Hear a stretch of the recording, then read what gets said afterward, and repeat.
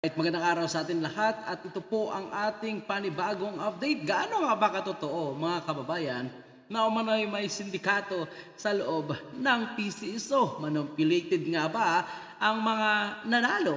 Totoo nga ba itong pinupost ng PCSO Lotto winner mga kababayan po natin, which is inamin naman mismo ni PCSO General Manager Mel Robles na umano'y edited lamang itong picture na kanilang pinakita na isa nga sa mga nanalo at sinabing para maproteksyonan lamang umano itong tunay na pagkatao ng nanalo. Ngunit mga kababayan po natin, ang kiniklaim ngayon or allegation ni Maharlika ay umano'y may sabuatan sa Malacanang, lalong-lalo na itong si Madam FL umano.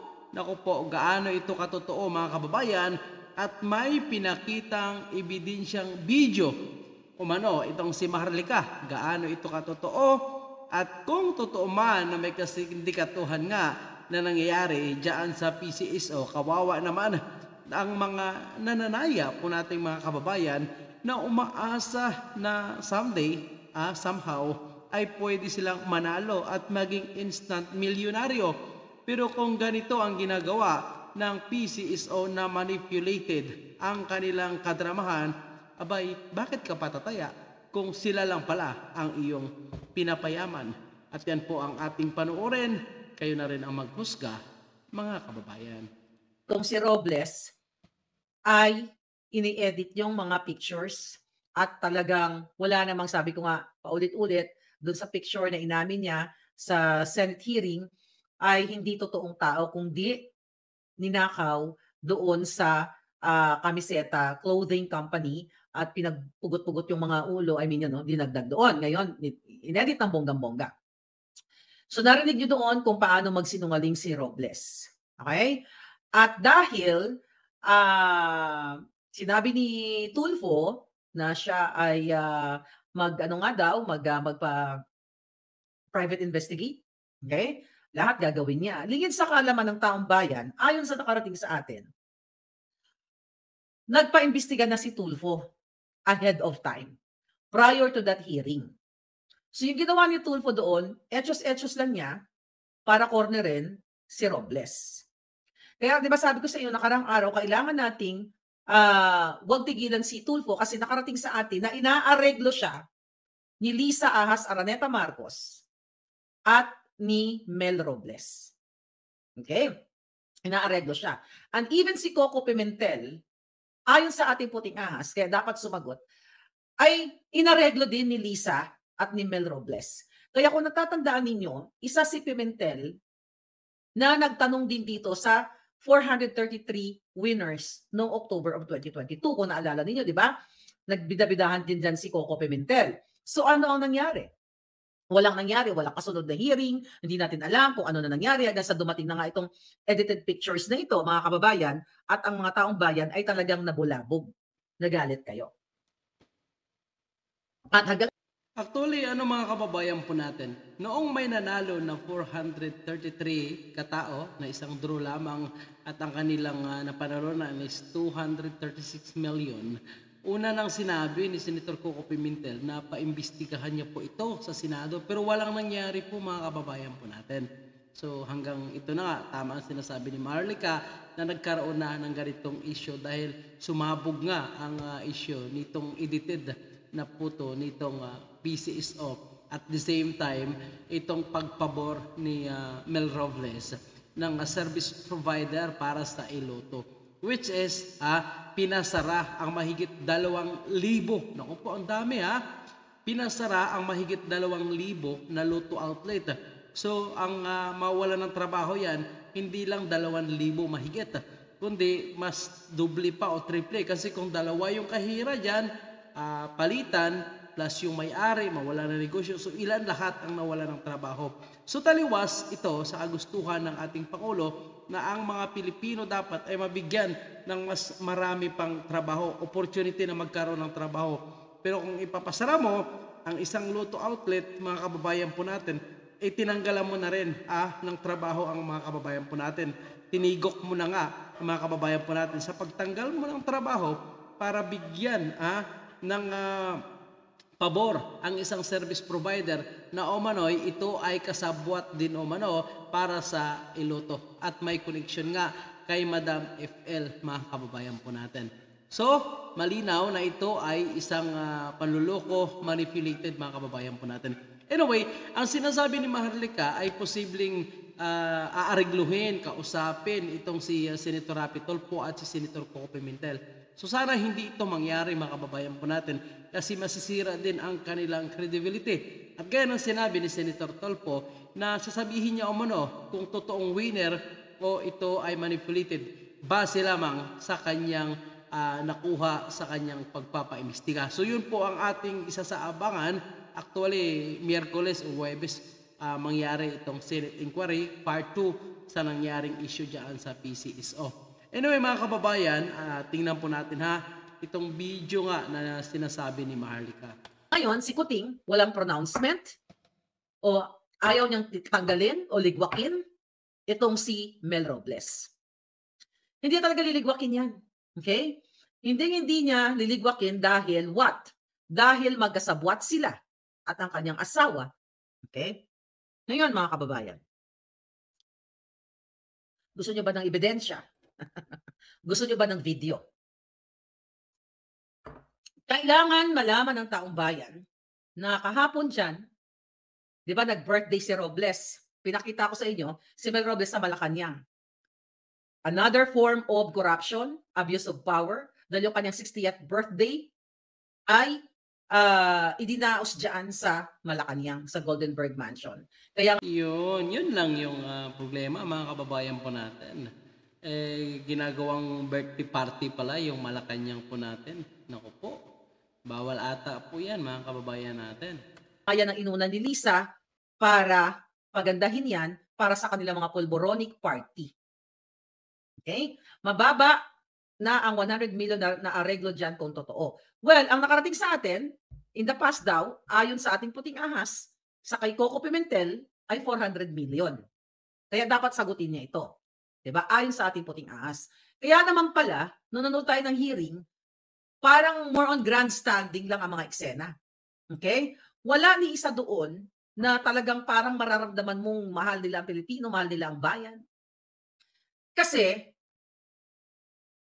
Nelson de los Reyes, thank you palangga, nag-pop up ka sa Maharlika Network. Alright? So ngayon, mga kababayan, tingnan natin yung video, ready natin yung video natin. By the way, batiin natin si Mami Paz. Okay? Friend ni Raimi. Thank you, Mami Paz, for watching every vlog. Okay? So ngayon, balik tayo, mga palangga. Kaya nga ngayon, ang ginagawa ng kampo ni Tambaluslos, mga kaibigan, ay attack ng attack sa sa Duterte, 'di ba? Kay Sara, kay Pangulong Duterte, okay? Pero itong nangyayari sa PCSO, wala silang pakialam. Kasi magkakasabwat sila lahat. Bago pa nagkaroon ng hearing, 'di ba? Sinabi ko sa inyo na yung Pacific Online System, okay? Ay hindi naman talaga dapat siya ang manalo din sa bidding. Yung Pacific Online System, siya yung in charge doon sa mga technical side, okay, ng gaming, ng loto. So, doon sa part na yon, sinabi ko sa inyo na ang nasa likod nun ay mga pamangkin ni Lisa na si Martin na naman, Martin at Mark Ledesma, sa Ledesma side. Actually, inaantay ko lang yung pwede nating ipakita pang mga dokumento na napagpapatunay na itong Pacific Online System na ito ay hindi qualified, okay, para mag-provide ng serbisyo sa PCSO. It just so happened na tinakot ng mga Ledesma na pamangkin ni Lisa Smugs, okay, mga palangga, ang ibang mga bidders din. Ano nangyari dito, pang palangga? Kaya in-award dito sa Pacific Online System Corporation na ito, mga kababayan, dahil nga sabi ko, magkakasabwat si Lisa, kanyang mga kamag-anak, at ang ginagawa o ginawa nila, yung winning bidder talaga na qualified to provide that services sa PCSO, ito po ang wika ng mga pamangkin ni Lisa na si Martin and Mark Ledesma. Okay? Anong gusto nyo? To back out or else we will tell Tita Lisa. at magkakasabwat si Lisa, si Mel Robles at mga pamangkin niya, lahat mga inayupak na yan para budulin kayong lahat na tumataya sa loto at lahat ng mga Pilipino. Ni Lisa, ni Marcos Jr., na abusuhin ang propriedad o property ng Malacanang, ng taong bayan, ang pera ng taong bayan, lahat ng resources, logistics and everything ng Malacanang para idaos ang birthday ni Mel Robles ng PCSO na nakita ninyo naman na nagsinungaling at nag-edit ng mga pictures doon sa mga nanalo sa loto na kaduda-duda at talaga namang malinaw pa sa sikat ng araw. Ito. Anyway mga kababayan po natin, kung totoo itong sinasabi ni Marlica at posibleng totoo, kasi nga birthday ito no? So kung pinabirthdayhan nga itong si Mel Robles dito sa loob ng Malacanang, mga kababayan po natin, obviously pag ginanap ang isang event sa isang public place, kung tutuusin, hindi man ito private kasi pagmamayari ito ng gobyerno, itong Malacanang, mga kababayan po natin, kung dito pinabirthdayhan, so malinaw mga kababayan po natin, na ginamit na naman ang pera ng taong bayan para sa kanilang personal na happiness at aktibidad. Naku po, yan ay hindi natin nagugustuhan. Pero kung tutuusin mga kababayan po natin, ang ibang allegation ni Marlica ay mas matindi ito, lalo na itong sinasabi niyang sabuatan. Kaya mapapatunayan natin yan kung totoo o hindi itong sinasabi niyang sabuatan kung sisibakin nga ni Pangulong Marcos itong si Mel Robles. Dahil una na nga nanawagan ang isang kongresista na umano'y dapat mag-resign itong si Mel Robles for delicadeza reason. Ito po ay si Congressman Robert Barbers na sinasabi niya dahil sa mga allegation, scandalous na nangyayari dito sa PCSO at mukhang may totoo silang nakikita na posibleng manipulated, gawa-gawa lang ang mga panalo. Pagkatapos umamin itong si Mel Robles, abay dapat mag-resign na siyang voluntaryo bago pa man sibakin ng ating Pangulo. Pero palagay ko mga kababayan po natin, dahil sa sobrang close nga at isa sa malaking nagbigay ng donation itong si Mel Robles sa ating Pangulo, abay palagay ko mukhang malabo at titiisin siguro ng ating Pangulo itong mga pangbabash sa kanya, kay Mel Robles, kay FL, para lang hindi masibak itong si Mel Robles. Pero syempre, abangan po natin kung kakayanin ni Pangulong Marcos na sibakin itong number 1 na nagbigay ng donation sa kanyang pagtakbo bilang Pangulo. Ito pong papakita kong video sa inyo ay greetings o pagbati ni Lisa Ahas Marcos sa kanyang partner sa pagkasindikato na si Robles. Ngayon, buksan nyo ang inyong, you ready your brain cells. Okay? Namnamin ninyo itong video na ito. Hindi pa ito lumalabas, only here. Pero ito ay pinlay. Wala pang nakarating pa. I don't know kung pinlay ito sa kanyang birthday. Ito pong video na ito ay para kay Robles. Nakasa ko lang. Hi, Mel. Or should I say Melionario? Just wanted to wish you a happy 60th birthday. Ako, senior citizen ka na, ha? Dapat magpapayat ka na to be as sexy as Shay. We love you, Mel. I Sana all Mel, Melionario. wish you all the best today and for the next 60th year. Big hug. Happy birthday. Thank you for everything you've done for me, my family, for my husband. Sama-sama tayo babago muli para maging milyonaryo. Narinig yung para maging milyonaryo. Mamaya patugtog natin, papaplay natin ulit. Narinig ninyo? Ano ang pakiramdam nyo ngayon? Ito, sinulat ko. Ang sabi niya, hi Mel. Okay, what should I say? Milyonaryo, happy birthday. What should I say? Milyonaryo. Nako, sabi niya, senior citizen ka na. Dapat magpapayat ka na. Di ba? To be as sexy as she. Yung asawa niyang pinakita ko sa inyo nakaraan na nag-shopping sa Beverly Hills, sa Las Vegas, na kung saan, na bumili ng bahay with 2022 pa lang.